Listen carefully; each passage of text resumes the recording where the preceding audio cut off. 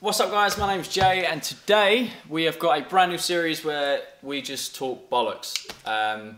There's three of us as you can see, and hopefully we'll have similar people and different people every week if you guys like this. We talk about current topics and stuff that we're just interested in. So we have Tom, which you have seen from our other videos, and I've got a very good friend of mine, Chris. And yeah, so we're just going to talk some bollocks really. So recently, the driving test in the UK has been revamped. If you can call it that. Yeah, revamped or just made really fucking easy. I don't know what it is. I mean, when I learnt to drive, I found it very difficult.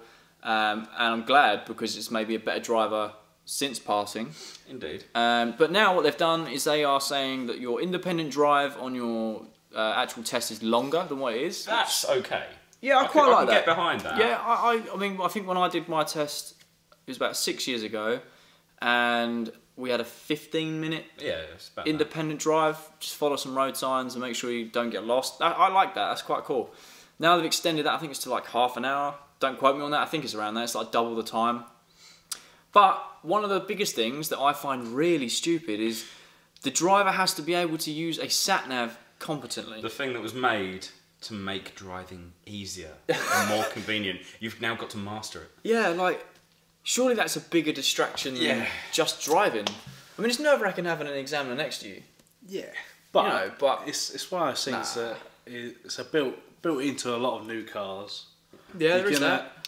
Most people have to use it day to day. It sort of makes sense to have it in there, but what they've taken out, for me, I'm just like, that's part of driving skill. Yeah, that's what you've tested about, on. It's about learning, being able to know that you can do it without it. Yeah, exactly. I mean, like I said, when I did my test 6 years ago, I had to do 3 manoeuvres that are chosen at random. And I think they've dropped one of them as well now. But, like, it's weird how the tests change. When my dad passed, and we are going back, like, years and years ago, he literally had half a driving lesson. And then the driving examiner was like, oh, okay, I'll put you in for your test. And then you just drove around for a bit and that was it, done. And I understand that they've put these stipulations in. You have to do theory tests, and have to be a certain percentage. Then you have to do practical, and you have to have a certain amount of independent driving, your set manoeuvres, and be a confident driver and actually be able to control the vehicle in a confident way. I get that. But it seems like they're just... I know they've got to keep with the times, because like you said, they are like cars are built with Sat-Navs. But I wasn't even allowed to listen to the radio when I was learning to drive, let alone like on my test. So surely having a Sat-Nav and being able to use it makes it more more distractions to deal with. Yeah. Maybe they could just sort of drum into people not to be a prick on the road. Well, maybe they could do that instead. Maybe they could update the Sat-Navs to not take you the wrong way as well. That could actually be a positive from this, I suppose. I think cars should start being made with bright neon indicators so people know when to use them. They should have sensors where it does it for you automatically if it's on the Sat-Nav. If it's on the Sat-Nav, turn a corner, it knows you're on the roundabout. Okay, yeah. But we're going full circle. Yeah. This is the thing, people are just like, I find with using Sat-Nav and stuff, I ride a motorbike, so I just have to sort of, not guess where I'm going, but work out where I'm going before I leave, because I can't use anything while I'm on there. Yeah. That's actually a good point. They need to work on that. Yeah, like bikes don't have Sat-Navs built in. I mean, yours is a newer bike, and it's got a lot of electrics. You can get these like sort of Sat-Nav type stuff, but obviously once you set off, you can't touch it. Yeah. You know what I mean, they sit in a car like and go, oh, it's a straight bit of road, I'll just press that button or whatever. What's on the bike? Oh, dead. Well, yeah, I suppose there is that. So I can understand why they would have it sort of in there, but it'd be like an addition to it instead of because they've took out reversing around the corner, I believe. Yeah, one of the manoeuvres they've dropped. So instead of doing 3, you've got to do 2, and yeah, that could be at random. So when I did mine, it could have been the emergency stop, reversing around a corner. It was a 3-point turn, then it was changed to a turn in the road, which means you didn't have to do it in 3 points. You could do it as many as you like, as long as it was done safely. And I think there's a bay park. Yes. think they're the ones you could have got. Bay Park. Reverse Bay Park. Because anyone could go in forwards. Well, I say anyone. Have you seen the drivers on the road? Yeah. But no, let me know what you think, guys. Hit in the comment section if you think it's a good idea or a bad idea, whether they're changing it or if they should keep it the same, or just your general views. Because interaction is the best way of making. We need a community. Yeah, we would build a community, dude. But yeah, That's the thing. Out of us three, would you keep it or would you get rid of it? me personally, I understand where they're coming from because you need to integrate technology into it. But at the same time, maybe it's just me getting older and getting stubborn. I kind of don't want the technology in the test because it's something like the first time you fill up a petrol tank, you don't get taught that. No. It's the most nerve-wracking thing ever. I know it sounds ridiculous. But No, I can see exactly where you're coming from. Yeah, in a petrol station, you roll up, you're like, oh, cool, right, got to put petrol in. You get out and you're like, well, how do I do it? When I got my first car, I didn't even know how to take the petrol cap off. Exactly, that's So not I was there for ages trying to get that thing off before I even found the hose. Exactly that. So learning how to use a Sat-Nav once you've passed is something you have to learn as a driver, I believe, rather than it being taught to you for your test. Yeah. And also, I don't know. I don't think it should be a heavy part. No. I think it should show you to be able to. I think independent driving, and then you maybe do the same amount, 15 minutes, then 15 minutes with. I don't think it should be such a heavy. I mean, how can it be called independent driving if you're relying on Sat-Nav? Exactly. That's the thing. I think really it's like if you're following the Sat-Nav, you're following the Sat-Nav. You're not following actually the roads. working anything out. Yeah. You're just going, oh, take the next left or whatever. Which I think it's a good idea that they keep it part of the test, but so you can't fail on it, if you know what I mean. Yeah. Because that's the thing. How gutted would you be? Oh yeah, I've done all the driving part right, but I misspelt a road. Yeah, so the Sat-Nav took me the wrong way. Yeah. But no, you have to be on the road to get experience, and I get that. And just through driving without a Sat-Nav, I know a lot of places off the top of my head. So I don't know if I used a Sat-Nav for everything. I don't know if I'd remember anything. Yeah. Because it's being told, like you're not learning. It's like, oh, turn left, turn right. You haven't got to actually figure it out for yourself. I don't know. But we've been talking on this for ages. Yeah, too long on the too long on the driving. But what I did want to do is, this is the first episode, is talk about just our general interest, what we're into at the minute, what we've been up to. So you guys kind of get to know us a little bit more in a different sense.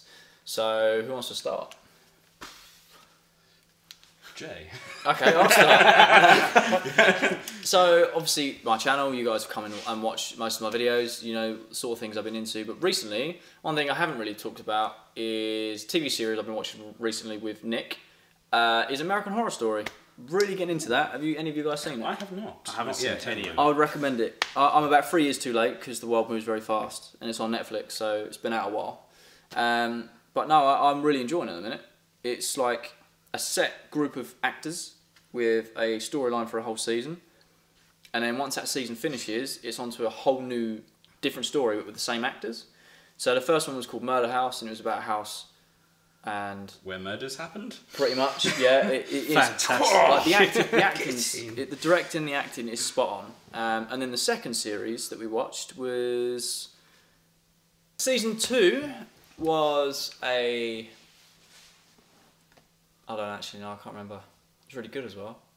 Can't have been that good. It's called Asylum. There we go, Asylum. Oh, there we and go. that's about. It goes back same group of actors. It's different characters. Yeah. And it's about an asylum in the 60s and 70s in America, run by like a church, but it's a mental asylum, and it's all about that, which is awesome. And at the minute we're in season 3, which is Covenant, which is all about witches. So it flicks between modern day and past. Oh. But it's really cool, and it's quite strange because you get used to a character or an actor playing a certain character, then they're in the next series as someone else, and you're like, hang on, nah, you're not. You're so and so. Like, stop doing that. But yeah, that's what I've been up to recently, and trying to get more content for you guys. So hopefully you are enjoying the new stuff that's coming, like the background. How you know I am. But then I get behind the scenes content. But yeah, so.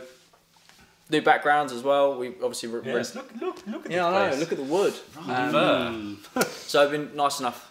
Oh, yeah. You've been nice enough? Lucky enough to get the opportunity to record in a different location, which I think gives you guys better quality content rather than staring into my messy room all the time. Yes. So that's just me in a nutshell, really. Yeah. Fantastic. Who wants to go next? Well, go on, Chris. Right. Tell the camera a bit about yourself. Oh well, I'm a bloke. Sometimes. Wow. Okay. Well, I too have a channel, as you've seen. Selfish plug. Yeah, selfish plug. Well, gosh, you talked about your content. I know it's your video, but still. Yeah, that's cool. Where I do, well, I've done music with, instruments. So me and Chris have actually met years ago through a school trip, and then met again through work, and didn't realise we were on the school trip. But I've actually had the pleasure of working with him in the studio, producing a few of these things, and just recording stuff he wanted to do. Yes. And this is how we got into this conversation. Sorry, I know you were talking, but I thought I'd just clear that up. It's fine, yeah, no, that's absolutely fine. Give it more concrete to your story. Concrete to my story? Like foundation. Foundations. That's what I was going with. Right, well, yeah, so... musicians and instruments. There you go. Yes, well, see, that's one part. The linkage. One channel. The other channel is a gaming channel, sort of. I haven't done much on it. Where I've done sort of Dragon Ball Z, Dokkan Battle, and things like that. I've done an entire Let's Play of Spyro 2, Gateway to Glimmer, or Ripto's Rage if you're watching this in America. Possibly. And yeah, so those are what I do on the side, and then I also, I've been getting into a lot of anime recently. Ooh. So I started through Dragon Ball Z, as you may have guessed from the game tie-in, and I've just been expanding from there. So I watched Full Metal Alchemist Brotherhood, which was amazing. Yeah. Have you seen the new? Have you seen Ghost in the Shell? No. Well, they've made a live action off of the anime. Yes, I realise that. I mean, I haven't seen Ghost in the Shell, but a lot of people have told me to watch it. But I want to kind of watch it just to get the gist, and then watch the live action to see how close they are, because they're usually really far apart. Yeah, apparently, I've heard it being described as a beautiful mess. That has been... Sounds like a brothel on a Saturday. Yes, quite. Beautiful mess. Yeah, never go on a Thursday. So I've also been watching Kill la Kill, which is the most anime that ever animated. It is such a strange thing to behold. Fair enough. I can't even begin to describe it. I'd need a whole video dedicated to describing this thing. There we go. I did enjoy it. Oh, good. And then now I'm watching Death Note. Which is That's a great anime. Yeah, I never finished it. I watched a few episodes here and there. That's a good series to I'm only up to episode 16 at the moment, but it's quite gripping. If I do say so myself. So I will link Chris's channel in the description below. If you do want to check it out, feel free. You can see more of his stuff and hopefully more content to come in the future. Yeah, so could be a crossover thing. Hell yeah. A bit linkage. See where we're going with that linkage. Where are you, Tom? Crack on. Well, get involved, mate. Evolve like a Pokemon. I don't have a channel, but I don't really know what I'm into. But he does vape.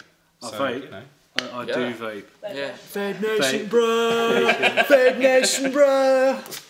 Gotta love Vape Nation. I don't really do too much. To be honest, you help me a lot with my channel, didn't you? Chill out, help behind the scenes, Jay's channel. Yeah, he does a lot, and it's nice to get him on screen. You guys want it a little bit more, and look at that beautiful face. I know, and I guarantee you that someone will comment saying that he looks like Seth Rogen. Yeah, we've already had that discussion today because this is the first time I've met him. Yeah, it's the first time these two have met, so this was I didn't know how it was going to go, but... No, we're best mates who've known each other for a long time. Anyway, so yeah... How the longest video is, that's how long we've known each other. Yeah, I don't really do too much, except from just work and see your mates hang out. But what I do enjoy is sort of... Is it anime? I don't really know. Yu-Gi-Oh? It is. Yeah, it's an anime, it's a Japanese animated series, so it's an anime. Boom! Oxford Dictionary, that shit. So... Yeah, I enjoy playing the game. I think it's called Soul Links, I believe. Duel Links. Oh yeah, Duel Links. Duel Links. Yeah. Very addictive app, man. So addictive. Very addictive app. The only one that can't get into it. I just can't so do it. good. I love it. I love Yu-Gi-Oh as well, and I just can't do it. I don't know why. That's the thing. It's like I it's probably because like, I've grown up with Yu-Gi-Oh and Pokemon. We're sort of like sort of my generation that look into that quite a lot. I think. Yeah, a bit more heavy. Yeah, but I don't know. Maybe. But yeah. Well, I fucking love Yu-Gi-Oh and Pokemon. So you know, I just don't know. But right, on that note, guys, I am going to leave it here. I hope you have enjoyed this video. I hope you've enjoyed the presence of these two beautiful souls, and I hope you enjoy the potential of this series. So if you did, leave a like, comment what you want us to talk about. If there's any particular particular things you want us, topics that you want to talk about. And if you are new, hit the subscribe button. And until next time, guys, peace. Bye.